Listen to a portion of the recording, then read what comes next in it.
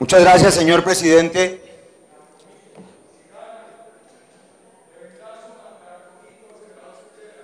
Ruego el favor a los senadores guardar silencio.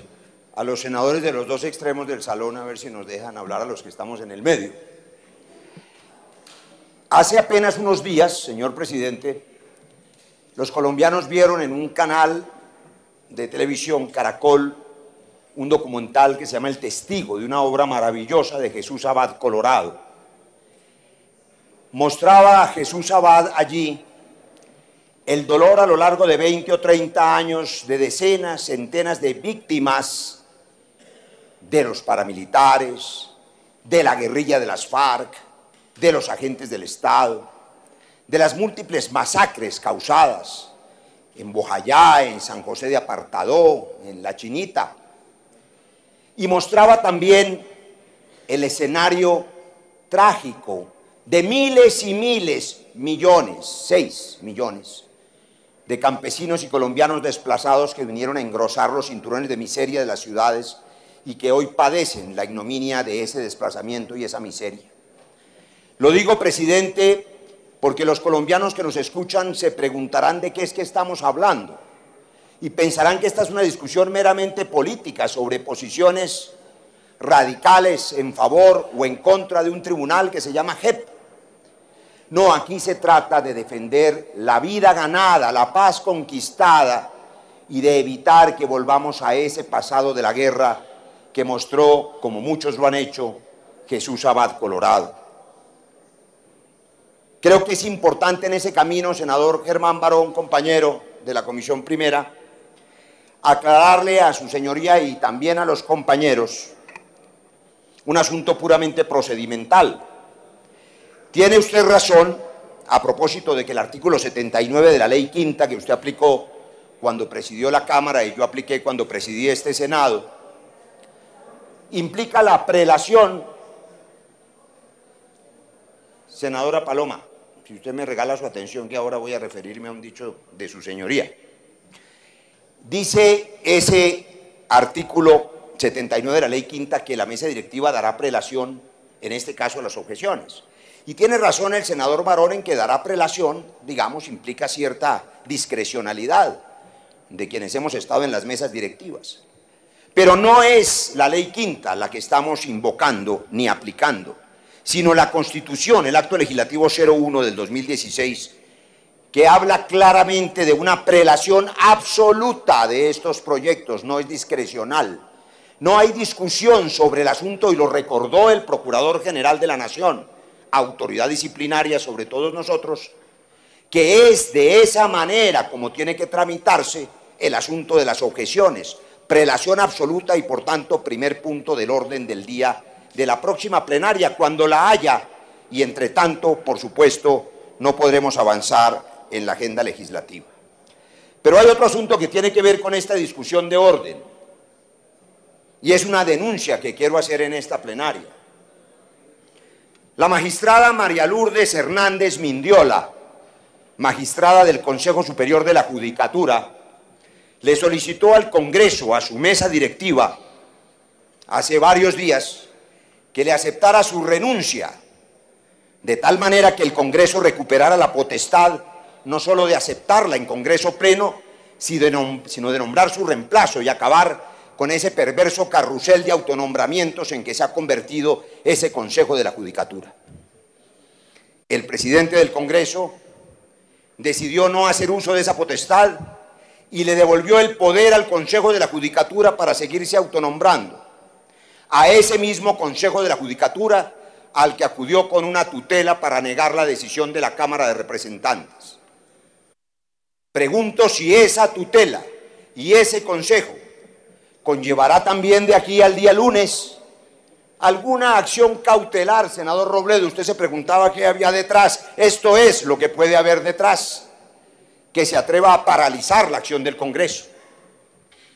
Porque aquí de lo que se trata ya no solo es de desacatar a la Corte Constitucional o de negar la directriz del Procurador General de la Nación o de poner en duda a la Cámara de Representantes como órgano democrático, sino de acallar al Congreso con una tutela que ha presentado el señor presidente del Congreso.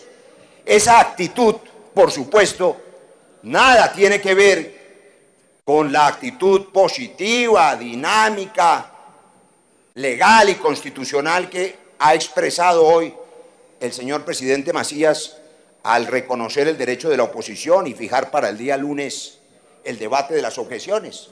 ¿Tiene algún sentido, compañeros y colombianos, que el mismo presidente del Congreso que programa las objeciones presente una tutela para negar el resultado democrático de la Cámara invocando ese instrumento? Pero además hay otra cosa. Presidente Álvaro Uribe y senador de la República, usted ha hecho mención en un par de ocasiones a que bien podría hacerse un acuerdo nacional a propósito de dos temas, el de la extradición y al que usted se ha referido como los terceros. Nos preguntábamos ahora con el senador Nami a qué se refería usted con terceros. Supongo que se refiere al asunto que el comisionado de paz reclama como potestad para evitar lo que se llaman colados. Esa es otra de las objeciones.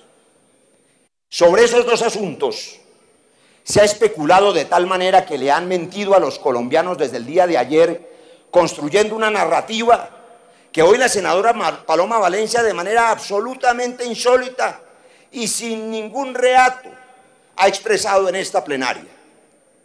Ha dicho la senadora Paloma Valencia que el artículo 156 es un artículo producto de un narcomico. Y además se ha atrevido a decir que el cartel del Golfo sobornó a alguien en este recinto para permitir con ese artículo que los narcotraficantes, llamados narcotraficantes puros, evadan la extradición. Yo he escuchado falsedades con la intención de engañar a los colombianos, pero esta es una de las mayores. Y voy a decir por qué razón. Senador, voy a empezar por decir... Se trataba de... No, es que yo le quiero hacer una pregunta. Usted me pidió una moción de orden. ¿Era una intervención de fondo? ¿Me dejé hablar o no? Gracias. ¿Es una moción de orden o de qué se trataba? Presidente, los senadores que me antecedieron, el senador Álvaro Uribe y el senador Petro, estoy seguro que el senador Uribe estará de acuerdo conmigo, intervinieron largamente. No. Es que yo le pido la palabra para una intervención, es solamente para claridad de la plenaria, no más. Es una intervención, presidente. Gracias, senador Rull. Entonces es su segunda intervención, no hay problema, siga, senador. Muchas gracias, señor presidente. Retomo. Este artículo al que ha hecho referencia la senadora Paloma Valencia, el artículo 156, es un artículo que fue aprobado en este Congreso de la República, que fue aprobado por la Corte Constitucional, que fue revisado por el Fiscal General de la Nación, que para ese efecto el 20 de septiembre del 2017, el actual Fiscal General de la Nación expidió su concepto sobre todos y cada uno de los artículos y ningún reparo expresó sobre este artículo. Pero si alguna duda le quedara, senadora, hoy tuve al escucharla la precaución de consultar al propio fiscal general para saber si existía tal evidencia de que uno de los senadores aquí sentados, no se sabe cuál, es un agente del cartel del Golfo que metió aquí un narcomico. Es una falta de respeto enorme porque le quiero contar o recordar, si usted no sabe, que esta redacción está en el acuerdo final desde el principio, desde se construyó en La Habana con los países garantes. En el acto legislativo está y en el texto original. ¿Y sabe por qué está? No es porque los países garantes quisieran hacerle un favor a los narcos, ni porque el fiscal quisiera hacerle un favor a los narcos, ni porque el Congreso o la Corte Constitucional le haga un favor a los narcos. Es porque este artículo específicamente permite que los agentes del Estado, es decir, los militares, entre otros, y los terceros financiadores del paramilitarismo y del conflicto tengan también la obligación de decir la verdad. Estoy seguro que muchos querrían que, objetando este artículo, esas personas, ante la amenaza de hablar, fueran extraditadas cualquier madrugada a las 3 o 4 de la mañana para extraditar con ellas esa verdad. No existe ninguna posibilidad, es falso, de que ningún narcotraficante pueda colarse en la JEP, porque la JEP tiene además, y allí también quiero desmontar esta otra falsedad a propósito del asunto de los colados, tiene el sistema de justicia transicional, el método de filtro más perfeccionado en la historia de Colombia y de los procesos en el mundo. Y para quien quiera consultarlo, está en el decreto 1674 de 2016. ¿Sabe qué era, señor presidente y compañeros, lo que pretendía esa objeción, que por supuesto es muy dañina? La Corte Constitucional el 15 de agosto del 2018 le dijo al señor comisionado de paz que no podía él discrecionalmente con su lapicero a oscuras en su oficina sacar de los listados ya filtrados, ya aprobados, ya acreditados, ya verificados por Naciones Unidas a quien él le pareciera, porque con ese expediente bien podría expulsar de la JEP a todos los que él quisiera que se hubiesen desmovilizado. Gran camino para la inseguridad jurídica y para deshacer también el proceso de paz. Y claro, lo que reclama la objeción es que se le devuelva esa potestad al comisionado de paz sin consultar a la JEP, que fue lo que hizo en octubre del año pasado, cuando excluyó a 6 delincuentes, sin duda criminales todos, porque la embajada americana le dio una información sobreviniente. Ya el 15 de agosto, la sentencia de la Corte Constitucional le había advertido que era la JEP, apelando a este comité de todos los organismos de inteligencia, la que tenía esa tarea. Pero el comisionado se arrogó esa capacidad. Él mismo lo hizo, por encima de la JEP y por encima de la Corte Constitucional. Esa facultad acabaría con la seguridad jurídica de todos los que dejaron las armas. No es cierto que ese artículo pueda permitir colados. Al contrario, de 14.000 listados que entregaron las FARC, más de 600 fueron filtrados en una labor muy eficiente, y el comisionado filtró 6. Muy bien, lo felicito. En el proceso con los paramilitares, los listados entregados por los jefes paramilitares eran verdad sabida y buena fe guardada. 8.200 eran los paramilitares en la información de inteligencia de esa época, del Ministerio de la Defensa, y se desmovilizaron 42.000. Nadie nunca filtró esas listas. Ahora sí que se filtran, pero además para tranquilidad de todos, porque yo puedo entender que haya buena fe en la intención de que no se cuele nadie, ni más faltaba. Los narcos, una especie que ha destruido a Colombia, porque el narcotráfico es una maldición, no solo tienen que ser castigados y ojalá extraditados, mientras no se resuelva de manera global el problema del narcotráfico, pero no pueden entrar a la JEP, porque la sentencia de la Corte Constitucional, en la página 777, para el que no la haya leído, senadora Paloma, dice con toda precisión que este artículo 165 solo se aplica a los sujetos de la JEP, es decir, a los militares, agentes del Estado y los terceros financiadores del conflicto, no a los narcos. Y si quisiéramos una prueba más de la seguridad del sistema en manos de la JEP, 42 solicitudes de no extradición o peticiones de garantía de no extradición han sido rechazadas por la JEP. Y eso a pesar de que no le hemos dado la ley estatutaria que necesita para operar a plenitud. Así que, compañeros, no solo no existe ningún riesgo de nuevos colados, porque la lista está cerrada, la lista ya se cerró, ya no hay más listas, sino que además es falso que exista un artículo que permite que se acabe la extradición.